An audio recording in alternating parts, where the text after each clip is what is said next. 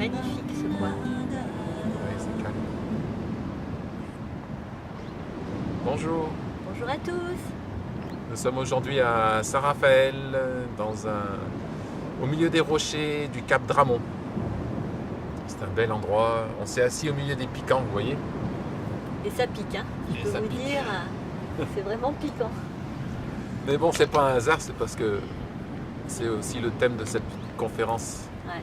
On voudrait vous parler un peu de la souffrance. C'est vrai que là, c'est un cadre où généralement on ne souffre pas trop, mais dans la vie, tous les jours, un peu plus loin d'ici, il y a beaucoup de souffrance. Et souvent, on confond la douleur et la souffrance. Alors on va juste un petit peu partager par rapport à ça. Je raconte souvent l'histoire c'est une histoire symbolique, mais ça permet de comprendre la différence. Si je prends un bâton bien solide, et puis que je mets un coup Oh, sur la jambe à Isaël et que je lui casse le tibia, oh, ça fait très mal. c'est horrible. Ça, c'est sûr.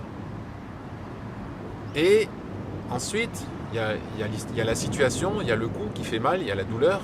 Et ensuite, il va y avoir sa façon de recevoir cette situation, le regard qu'elle va poser là-dessus et tout ce qu'elle va penser.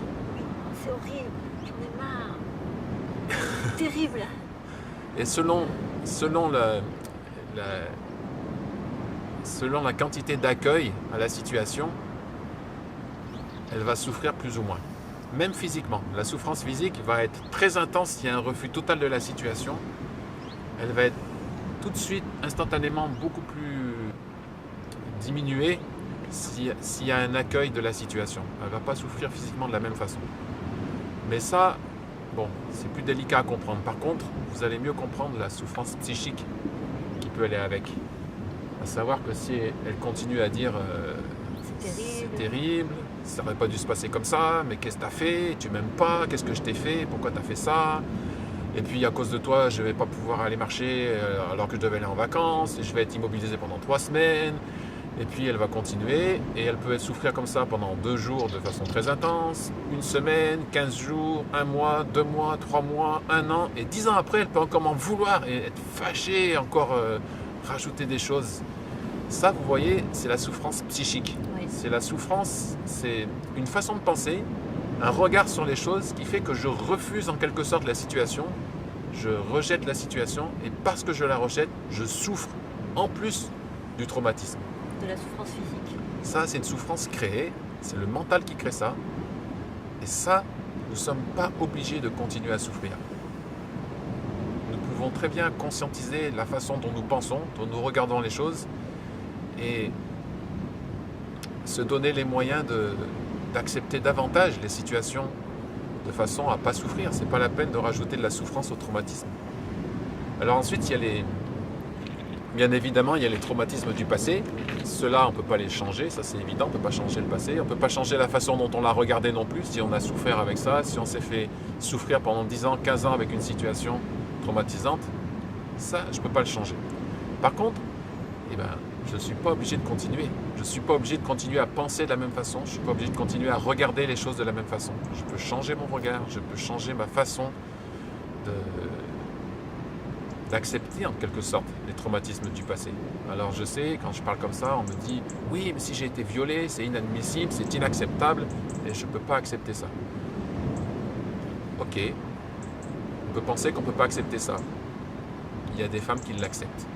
Je sais, c'est pas évident, ça demande beaucoup, mais c'est possible. Et il y a moyen d'accepter totalement les vieilles situations traumatiques. Il y a des exemples dans la vie, il y a des tas de gens qui font ce chemin-là, et il y a des exemples qui sont très très inspirants dans cette dimension d'acceptation. Comme Mandela par exemple, qui vient de mourir hier, et qui est un exemple extraordinaire d'acceptation. Le Dalai Lama et plein d'autres. Voilà, donc je ne suis pas obligé de continuer à souffrir par rapport aux choses du passé. Alors, il y a des fois, c'est trop fort, c'est trop intense, la charge émotionnelle est Très, très forte dans le corps. forte dans le corps. Dans les émotions. Alors qu'est-ce qu'on fait à ce moment-là? Et la pensée à ce moment-là, elle n'est même pas là, ou elle est submergée par l'émotion. Donc dans ces moments-là,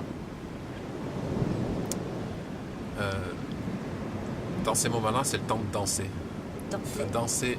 De danser avec. Oh, c'est beau ça. de danser avec la douleur, avec le traumatisme. Ça paraît une image un peu bizarre de danser avec, mais on va en parler dans la prochaine conférence, vous allez voir. On va danser.